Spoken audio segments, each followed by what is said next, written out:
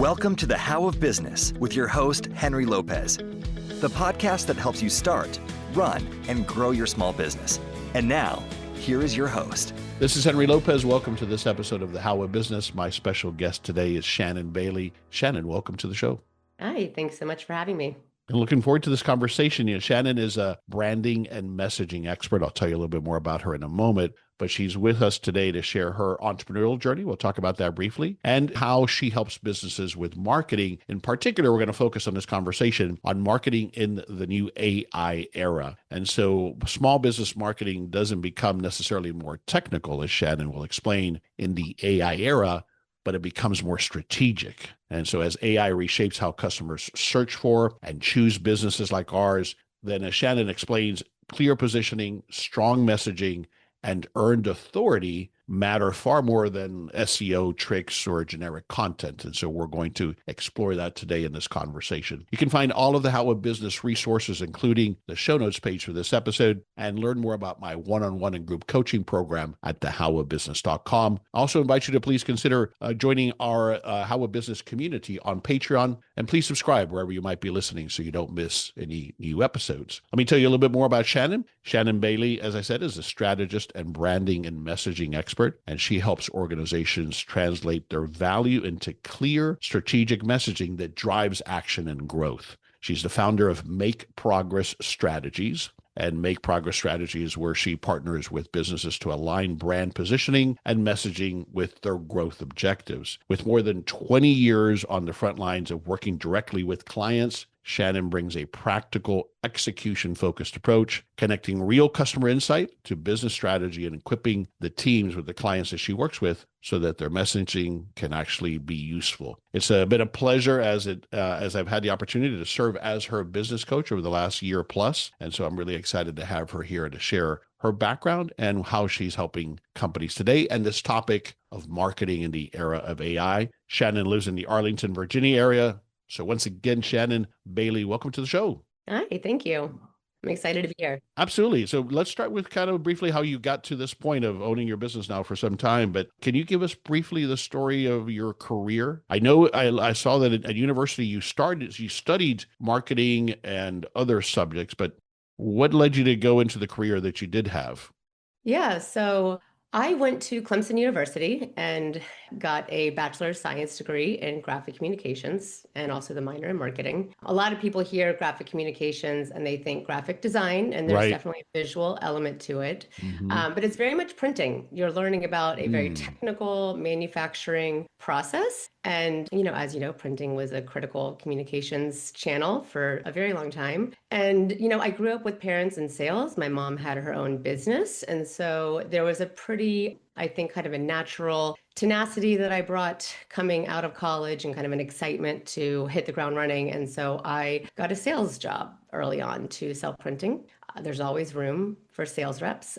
And Absolutely. so that's where the career started. It was a very boots on the ground, started with a cold network, cold calling, driving around in my car, having to kind of really build something from nothing. But it was a really kind of exciting time. I loved Arlington and being in the DC area. And I did that for about 10 years. Wow. Notably, when I actually started my career, it was the same time that the iPhone entered the marketplace. And so just you hear that printing is dead. It's a very disrupted industry. I kind of started my career with that. And then layered on top, you have this iPhone that disrupted everything. So, those formidable years, I was really, there's a level of hustle that comes with sales, but then also just this kind of fighting a curve that was happening. And I got very lucky about 5 years in to move to a business that was super innovative in the space. They were very realistic about the disruption that was happening and decided to diversify. So started to expand from printing into all sorts of different things, creative services, marketing automation, a lot of efficiencies around the use of the tool. And so there was just a lot happening in those early years where I was learning to kind of get to the point quickly, make sure that something was relevant, make sure there was a lot of value in the things that I was selling and representing. And then you kind of fast forward. I'm sorry if you kind of keep going with the layers here. Let me interrupt you because I want to go back a couple of things that you've mentioned. So first of all, where did this interest in print come from? What do you think sparked that in you when you were younger? I'm curious. Well, so I will say, in all honesty, I did not know that that was a degree that was available. I would have Um, known it either. Yeah. yeah, and no, I kind of stumbled into it as it goes. Okay. So I started in engineering, which proved to be Oh, very technical and hard. Always had the very technical brain, good at math, but engineering wasn't going to stick. So I moved to a business degree. And I throughout see. that process, I met somebody in the program. And so Hmm. graphic communications, it's a bachelor science degree. So it's this really great kind of blend of technical Right. art, business. And I will also say just the Clemson program has an incredible hiring process. So there's internships throughout the process requirements. And at the time I graduated, they had a 100% placement rate. Wow. So Yeah. that was a very enticing Of piece. course. Yeah. And then I want to talk about the sales. You did sales initially. I believe more and more, and I'm not alone in this belief, obviously, that experience early in a career or early in life can be so critical to setting you up for success later, no matter what you do, because you learned early on to deal with rejection. Yeah. Yes. So do you believe that that has helped you then, especially as you move forward to running your own business? Oh, 100%. I have to say, I feel like there's a level of comfort that I'm able to have now owning my own business because I understand the sales process. Mhm. And not only Mhm. the process is to, build your pipeline and close and convert and all of those, processes, but also just kind of the roller coaster that is sales and managing the ebbs and flows and the process, feast or famine Right. and a lot in between. So knowing what that feels like and what I need to do to what activities I need to do specifically to start to drive, new business activity, I know and can anticipate those things a little bit better with that background. Yeah, absolutely. And so going back to your parents, they were in sales and they were business owners as well. Is that what you said? Yes, my dad was a lifetime sales rep, and my mom opened her own consulting firm doing nonprofit development, and she did that So for about 15 years. So you had those influences early on. I always find it interesting. Sometimes, and there's a lot of research done on this, sometimes children of business owners want nothing to do with business because often all they saw was the headaches, the problems. But what do you think, if you think back, what was the influence on you? Let me ask it this way. Did you aspire back then to have your own business, or did you want no part of that? I can't say there was a specific aspiration to have my own business. There wasn't also a sense of, that's not for me. I think the coming to having my own business now was really an evolution of my career and just where life brought me kind of in the chapter to start that. So it wasn't really one or the other. Okay. All right. All right. So let's move forward to then that decision to shift from having a corporate career, very successful, to deciding to leave that all behind and start your business. What do you think led to that? What were the kind of the major things that drove you to that point? So the company I was with there were some shifts in priorities happening. And so there was an acknowledgement on my part that I needed to start to think about my next move. And in that thought process, I did a fair amount of, job searching, soul searching, thinking about what I wanted to do. And in the process of starting to think about what the next move would be, I was really having a hard time coming to the conclusion of wanting to work for somebody else. Mm, I had given a lot to the other company, to my teams, and really there was a like a big sense of fatigue with the idea of mm. going to someone else's company and navigating all of that, Doing the it all over again. Yeah. onboarding, Yeah. investing in the teams, all of those things. And so I started to, and I will say coincidentally and serendipitously at that time, I had a client approach me with some ideas of, maybe there's a way for, work that was out of scope for the company I was with, for me to maybe help with that. And so that kind of sparked, I think, the idea of I can do my own business and I can start this. So Yeah. it was kind of a confluence of events. A few things happened at the same time, and off we go. Kind of went for it. This is Henry Lopez, briefly pausing this episode to invite you to schedule a free coaching consultation with me. I welcome the opportunity to chat with you about your business plans and offer the guidance and accountability that we all need to achieve success. As an experienced small business owner myself, I understand the challenges you're experiencing, and often it's about helping you ask the right questions to help you make progress towards achieving your goals. Whether it's getting started with your first business or growing and maybe exiting your existing small business, I can help you get there. To find out more about my business coaching services and to schedule your free coaching consultation, please visit thehowabusiness.com. Take that next step today towards finally realizing your business ownership dreams. I look forward to speaking with you soon. Now, the question I always like to ask people is, do you now think you would have liked to have done it sooner, or was the timing what it needed to be in your life and in your career? I think for me, the timing was right. Okay. It was a good time to do it. Yeah. Yeah. That's fair.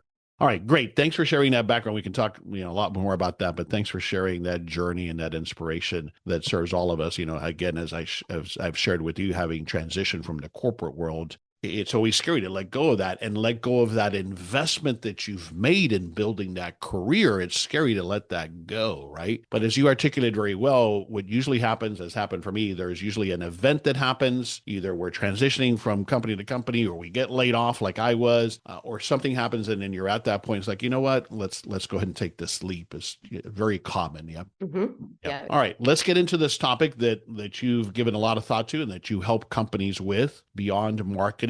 Is marketing, especially from a small business owner perspective, in the era of AI. So let's frame the topic here. What are some of these challenges that you're seeing and observing and helping people with marketing in the AI era?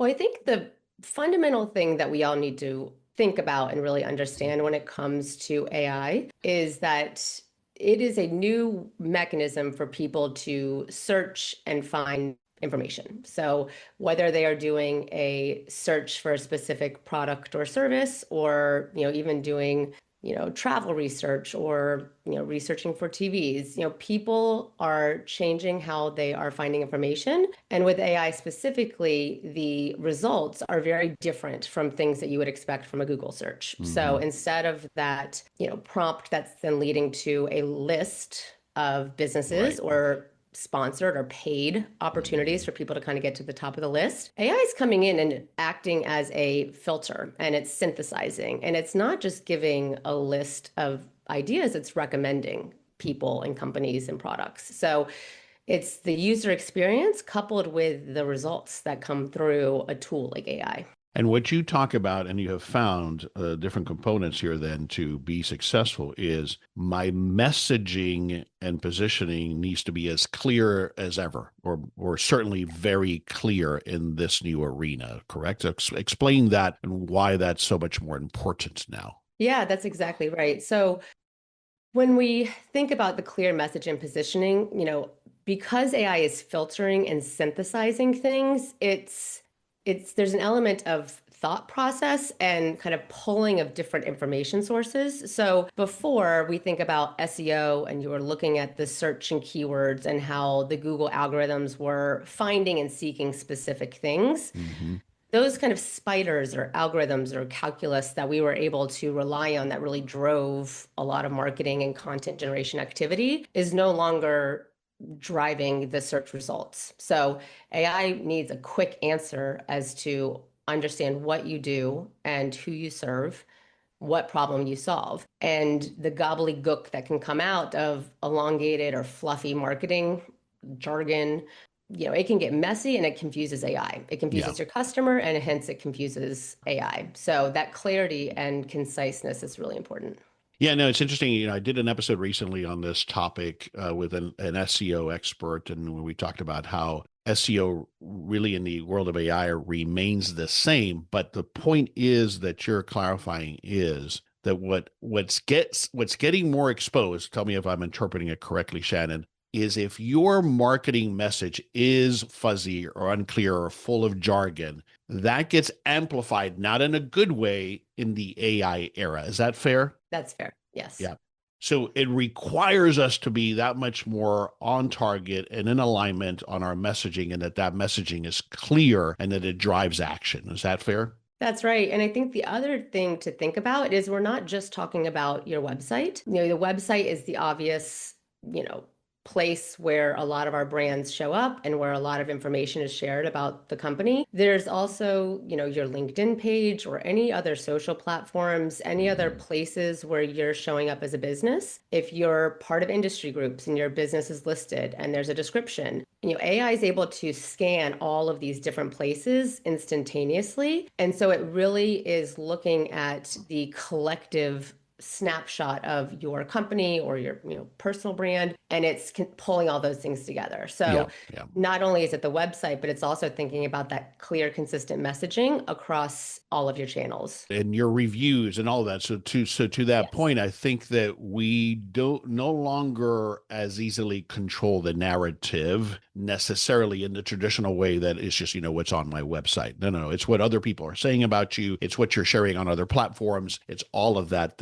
AI is aggregating. You mentioned the TV, and I just so happened to have to buy a new TV earlier or late last year, and that's how I went about it. Typically I would have done a Google search or search for best TVs of 2025 or gone to Consumer Reports, and not that those aren't great sources, but instead I started in ChatGPT and said, here's what I'm looking for. Here are my needs. Ask me questions to help me determine what's the best TV for me. It's in the living room. There's lots of light. There's not lots of light. I wanted this size, and it helped me through that thought process. And then I could see what it was doing, is aggregating all of this content that exists out there to help me arrive at the TV. And so one of the ways which it dramatically is changing the websites is by the time I went to the Samsung site or the place where I bought this Samsung TV, I had already made my decision that that's where I was going, right? Yes, which is common. I mean, it's not new in this day and age that people have done their research before they come to you. That's right. And so I think a big difference for AI is that it actually makes it a little bit easier for some of us, especially small business owners and small businesses, where sometimes, prior there might have been this perception of it being a losing battle, just the level of content you need to produce, pay to play, losing traction to the big guys because you're the little guy. And that there was a real obstacle and kind of a limiting variable there, time and money. But I would say now in this era of AI, there's actually a sense of authenticity and that more of us can be found.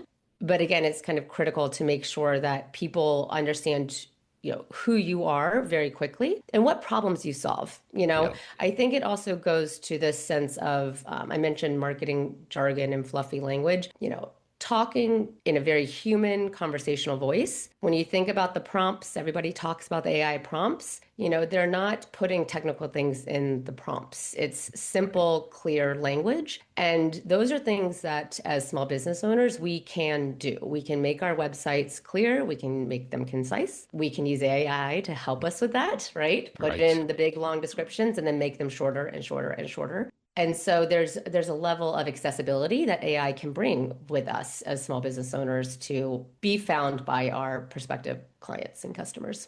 Agreed. All right. You also talk about earned authority. Can you explain what that means here in this context? What do you mean by earned authority? Yeah, so I think it's the idea of elevating your expertise and making sure that you're able to be found in different places in areas where in your industry. It's generating content on your blog. It's generating LinkedIn posts. It's coming onto podcasts. And so the idea of earned authority is, again, that sense of it's not always pay to play. I think that the whole idea of PR is coming back a little bit in the sense of people want to hear from people who have the information and are the experts. And so it's important to make sure that you are able to get your voice into places that broadcast that. Yeah. An example for me, and it's part of my focus now in 26. So I've got my podcast, I've got my website, I've got my LinkedIn page, but I'm not on any of the other social media channels with separate conversation necessarily. But Reddit is a place where I'm finding more and more for what I share, which is I'm positioning myself as an authority on small business. I need to appear there more. So that's now becoming part of my focus as to where do I expand my reach? Where do I appear? Right. Yeah. To your point, I think if I'm following, I'm continuing to build that earned authority. Is that how what you were talking about there? Yeah. That's right. And I think it's thinking about the expertise that you have and where people would validate that. So Right, right. it's working in industry groups, participating in, networking events, panel discussions. So it's important to have a presence in the space that you're in as far as kind of, it can be by industry, it can be by subject matter expertise, but you want to have your voice and your brand show up in those places to validate and reinforce, what you're doing and the work that you're doing. So one of the challenges that I have encountered with clients and people that I talk to, and you're seeing the same thing because I know you spoke to this and wanted to talk about this, is that some we're finding as with some business owners, especially small business owners, is they're either afraid of this AI or they don't understand it and they're just going to not worry about it for now. We don't have the luxury of doing that, do we? No, I mean, no. Yeah. It's here, it's going to stay. I do think that there's certainly a lot of fear and uncertainty with the platform. I do get the sense that things are mellowing out just a little bit. And there's just always a transition period whenever there's a new technology that comes in. And there's an Yeah. element of disruption, there's Hmm. a lag time for adoption. I think that whole mentality of it's never too late is a good one to consider. And really, when we're talking about AI and marketing, I mean, technically, you don't have to do anything. I think it's just really important to acknowledge that, what you are doing to whatever limited amount that is, the way people are going to interact with it is going to change. And if you can't do a lot, and again, we're small businesses, we don't necessarily have marketing teams, or if they're Right. small, teams, party of one, party of two, being really focused and not letting yourself get overwhelmed by it, keep it simple. Don't overwhelm the process for trying to be more than you need to be. Right, right. And then I think it comes back to, which I want to, understand a little bit more, is this clarity of positioning, as you put it. So, as a small business owner, what are there some clues that, like, when you start working with someone, or when you look at somebody's website, what are some of the things that you see that tell you that maybe that positioning isn't quite clear enough, especially again here in this context of the AI-driven world? What are some of the things that you see, some of those common mistakes that you're seeing people with their messaging, with their marketing? Yeah, that's a great question. So I think one of the first things that we can consider is the tendency to be too generic. So specificity is really important. And that is, kind of helps with the element of clarifying what you do. But, we provide solutions to all, or, these kind of just generic, Yeah, we sweeping, we deliver vague the best statements. customer service, or all of those kinds of Exactly. things that everybody else can say as well. Yeah. Yeah, exactly. I think being generic, I think, you and I have talked about it in some of the coaching conversations, service as your key differentiator is Hmm. not Hmm. necessarily going to get you anywhere. I Right. would say a way to think about this is really to actually go to your clients and your audiences, go to those Mhm. reviews, talk to clients and hear what your clients are saying about you. Yeah. Why do they come to you? Why do they trust you? Why do they return? And then just really echoing that back in your messaging. That's one of the key things you do with Make Progress, isn't it? When you get a new engagement, is you help them gather that, because it's often hard for us as the owner. I know it doesn't seem realistic, but it's hard for us to hear that sometimes because we have such a filter about how we want to hear it that we don't really hear what they're trying to tell us. Is that fair? That's right. And I think it's scary to think about narrowing your market, Yeah, yeah, right? I see. It's scary to think about, Right. boxing somebody out or saying something that's going to maybe think somebody is not good for your services. Mhm. But, things that we kind of go back to, sales 101, a no is as good as a yes. Qualifying your audience is really, really important. And you want people, again, that kind of buying journey, people are going to come very well informed more often than not about who you are and why they want to work with you. So communicating the why and why people work with you is going to help somebody get closer to the yes. Shannon, I think this is such a huge point that I want to explore it a little bit further because this is so critical. This is one of the biggest challenges I see as I work with my coaching clients is that resistance to want to niche down.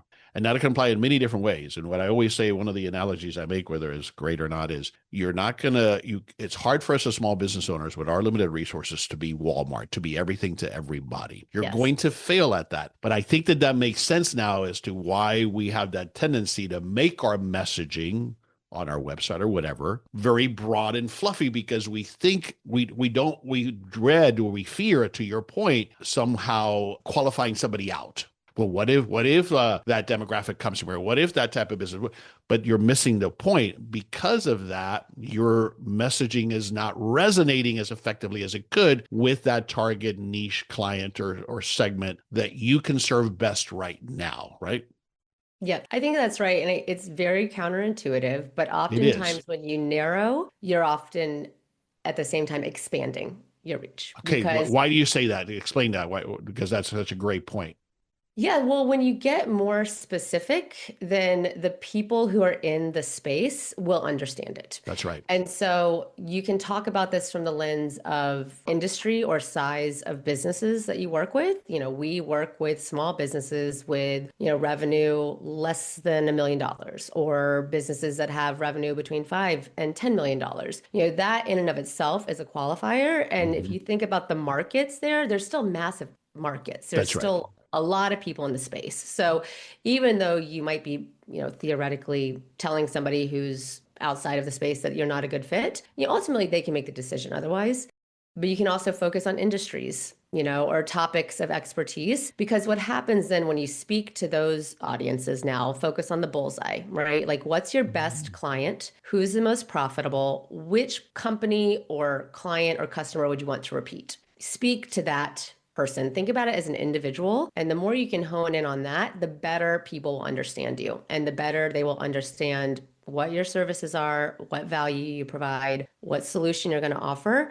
And that all needs to come through in the content and the output as you look at, people trying to solve a pain point through their AI prompts. Well said. Well said. Could have said it better. That's exactly what I'm seeing. So thanks for encapsulating it that way, because that really now makes sense to me as to that challenge that we have and how now, while that has been a marketing goal and need forever, AI has emphasized the need for that clarity and focus. Yes. Absolutely. Yeah. Yeah. I think, for younger companies or companies that maybe have had don't have a depth of presence online, Hmm. it's easy to really focus and hone in on those things. For companies that have a much longer track record of content and years in blogs, it is a matter of kind of going through and revisiting how you're positioning yourself, and the deeper your website or the deeper the traction, the breadth of where you live online. There is going to be a little bit more work for those places. And as small business owners, like that's probably less of us, right? Right. So yeah, there's a little bit of work to be done if you want to clean those things up, but very doable. Absolutely. All right. Last question, and then we'll move on to the next subject here. But if I'm a small business owner and I'm hearing all of this, where do you recommend I start with getting this focus of marketing better in the AI era? Where do you suggest I start? So what I would recommend is going into, your AI platform of choice, ChatGPT or Claude, Perplexity, and try to search for the services that you provide. If you already have a paid instance of these things, I would log out to go to an unpaid instance because they'll be able to Aha. track you, Right. right? Right. But hop into ChatGPT and just search for what it is that you do and see what happens. And that will give you a lot of clarity as to who's showing up, who your Hmm. competition is. Right. And that's a really great starting point to just acknowledge what the status quo is. Excellent. Excellent. Great advice. All right. Perfect segue then into talking a little bit more about what you do and how you help and who you help with make progress strategies. But I want to make sure now here, as we discuss that, how you help organizations take that first step, right? But tell us more about make progress strategies, who it is, who you serve. Yeah, so I really work with, I would say, small businesses and nonprofits to really hone the value proposition and understand who it is that they serve and why they're valuable. So, with that foundational understanding, we build marketing strategies and growth strategies to accomplish your business goals. So, a lot of times with marketing in particular, but also sales, there's just this kind of autopilot element to it. We want to grow X%, or we're marketing because we send emails because we send emails. But I kind of flip things to say, where are we trying to go? Who is it that you're trying to reach? And then how do we get there? Hmm. And so at a high level, walk me through kind of how do you deliver this service? What are the major stages, if you will, for that typical client that you guide them through? Yeah, the first step's always a discovery process. So there's usually a 2 or 3 month discovery and onboarding process. And this really just, we're just unpacking everything that's going on with the business. And a lot of it's, there's an internal and external variable to it. Where do you want to take the business? What's the current marketing infrastructure? What's the current growth and sales support? What are your products and services? And then there's that external variable. What's the market that you serve? What's the landscape? And how are you showing up in those spaces? And so we're really trying to unpack where the business is now and where you want to go, and understanding that as a baseline. Then we start to figure out how to pave a path towards, the strategies and tactics and actions that need to get us from point A to point B. So tell me a little bit more about the ideal business. What size businesses is that your ideal for you? As we just talked about, where's your focus right now? Yeah, so right now I would say largely in the small business space, it's organizations and businesses that have B2B service-based businesses. Okay. So I work a lot in the creative space and in play with businesses that have accounts and clients that they need to grow. So there's a lot of existing business that needs to be maintained. And then there's also a sense of growth that needs to come in addition to that. So account-based marketing strategies, showing up in congested markets, places where your product or service might have a tendency to be commoditized. Make sure that we can help figure out how to solidify your market positioning and make sure that you have the brand messaging and the tools to differentiate. Where do I go to learn more about you and make progress strategies? Yeah, so you can find me on LinkedIn as Shannon Bailey. And then also my website is Make Progress Strategies. And you can check me out there and keep an eye on my blog for upcoming content. Yeah, and I'll have a link to her site on the show notes page for this episode at thehowofbusiness.com if you're not where you can make a note of that. All right, we'll start to wrap it up. I'm always looking for a book recommendation. Is there a book that comes to mind that you would recommend? It's so dry and kind of typical, but honestly, as a consulting business and a Right. somewhat newer one at that, I would say the Consulting Bible is one that I have found to be a useful That one's been tool. around for a long time, It's been right? around for a long time. Alan Weiss, he has a lot of practical tools and tips, but as somebody who can spin and spin on my own value proposition and writing proposals and pricing strategy and Right. how to structure these things, there's a lot of just very practical takeaways from that book. And the other one I would say is Don Miller's Story Brand. So that's a great tool. It's a different way of thinking about how you position yourself and some of the It is, processes yeah. there. Yeah. It's become very popular. I have it on my desk here. I was talking about it with someone yesterday. That's like it's not any new discovery. It's just a different way of framing and looking at it. And my key takeaway from it is that what has always been the focus, but I think it plays well into your point here about continuing to make sure that we are focused and aligned and clear. And that is the key takeaway, in my opinion, from that book is making the prospective customer or client the hero of our story, right? Of our messaging. Yeah, I think that that's huge. And we didn't touch on it so much, but really, I mean, talking from like really kind of trying to embody your client or your customer from the sense of what are their pain points? How are they asking or seeking your services, and really trying to speak to them in those moments. Exactly. And so that's really kind of the idea with StoryBrand. And what I meant by, that forever, when I was going through sales training back in the early 90s, it was always, don't tell me about your features, tell me about the benefits. Or if we go even before that, people don't buy a drill, they buy the hole that the drill makes. So that's always been at the heart of effective marketing, but it's just a great reframing. And his background, if I remember correctly, is in movie making. So he brings that kind of approach to the hero of the story is the customer. Great. Thank you for those two book recommendations. I'll have links to those on the show notes page as well. All right, let's wrap it up, Shannon. What's one thing that comes to mind here from this conversation that we've had about thinking about marketing in the AI era for small businesses? What's one thing you want me to take away from this conversation? I think the biggest thing is to not let just this whole AI disruption overwhelm you and to really focus on the basics of marketing and branding. Keep it simple, focus on clarity, clear messaging. And I think that's the biggest thing. I think getting in the head of your client or your consumer, testimonials are huge. We haven't touched on that, but having other people talk about your brand is a really great way to promote your brand. Well said. I think as we have discussed already here in this conversation, AI, I don't think, and I think if I'm understanding correctly what you're sharing, it's not that it makes us market in any kind of fascinating new way. It's just it's forcing us to be that much more clear with our messaging. Yeah. Getting away with fluffy, as you used, or jargon or generic or trying to appeal to everybody, that now becomes even less effective. Not that it ever was effective, but it really gets exposed here in the AI era. Does that make sense? That definitely makes sense. And not to get prescriptive, but if you think about your LinkedIn posts and pages, if the content's kind of all over the place, then that can create some confusion. So thinking about the consistency in the content that you're producing, as well as that top line headline copy that you're going to have on your website. So it really is full picture, but yeah, that's all absolutely right. Yeah. Thank you. All right. Tell us again where you want us to go online to learn more about you and make progress strategies. Yeah, so definitely connect with me on LinkedIn. And if you have any direct questions or want to follow up with this, I'd welcome you to email me. My email is shannon@makeprogressstrategies.com.